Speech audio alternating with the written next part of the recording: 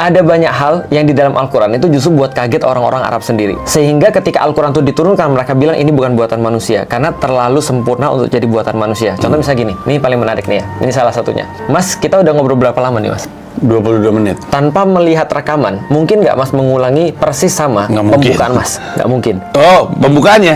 Persis nggak sama. mungkin sih. Kalau latihan berkali-kali sih mungkin bisa. Mungkin bisa. Iya. Tapi apa yang sudah berlalu, berlalu. Iya. Nabi Muhammad diturunkan Al-Quran 23 tahun. Iya. Dan berarti dia ngomong pertama kali Al-Quran turun itu, yang dia sampaikan, Iqra bismi rabbikal ladzi khalaq, dan seterusnya, itu yang pertama kali ditutup dengan ayat yang terakhir.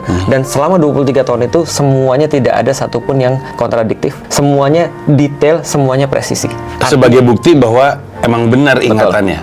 Bukan, bahwasanya itu bukan berasal daripada dia. Nggak ada proses editing sedikit pun. Nggak ada proses deleting sedikit pun. Nah, maka terus kemudian itu semua ada. Itu salah satu kenapa kita bisa lihat bahwasanya Al-Quran ini informasi bukan dari manusia. Itu yang pertama. Yang kedua, kenapa kita katakan informasi bukan dari manusia? Karena ada dalam beberapa titik di dalam Al-Quran justru ngeritik Rasulullah sendiri.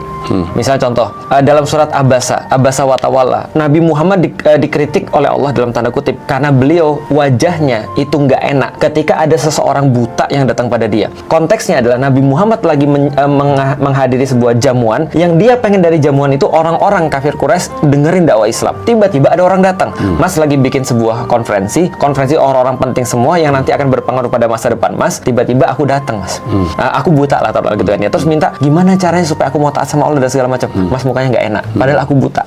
Aku nggak ngelihat wajah Mas kayak apa. Tapi Allah tegur, ini salah. Prioritasmu harusnya pada orang-orang yang beriman dulu. Yang orang-orang ini belum tentu masuk Islam nih. Ini ada orang buta datang ke kamu, kok kamu wajahnya muram ketika ngelihat orang ini. Nabi Muhammad dikritik di situ, dan banyak tempat yang lain Nabi Muhammad juga dikritik.